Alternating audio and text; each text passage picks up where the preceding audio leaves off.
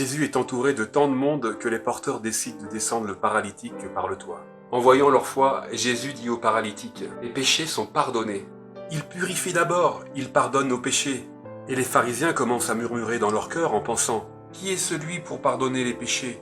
Dieu seul peut pardonner les péchés. » Jésus, qui avait un don de connaissance extraordinaire, a pu discerner leur réaction intérieure.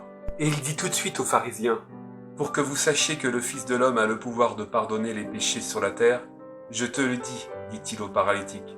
Va, prends ton grabat et rentre chez toi. » Et le paralytique s'est levé et il a commencé à marcher. C'est une manifestation de l'amour qui pardonne et qui guérit.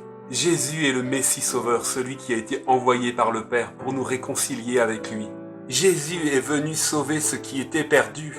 Il est venu pour pardonner et non pas condamner.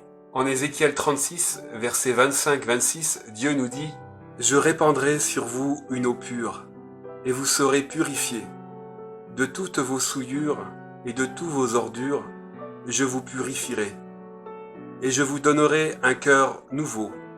Je mettrai en vous un esprit nouveau. J'ôterai de votre chair le cœur de pierre, et je vous donnerai un cœur de chair. » Il n'y a pas de péché si grand soit-il qui ne puisse recevoir la grâce du pardon.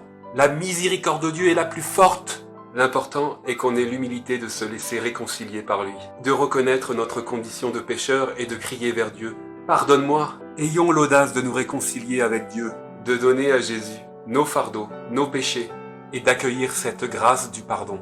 Jésus va nous donner non seulement un cœur nouveau, mais un cœur pardonné et guéri. Jésus veut guérir les blessures de notre cœur et nous donner un cœur capable de pardonner et d'aimer. Un cœur en paix, c'est un cœur réconcilié avec Dieu.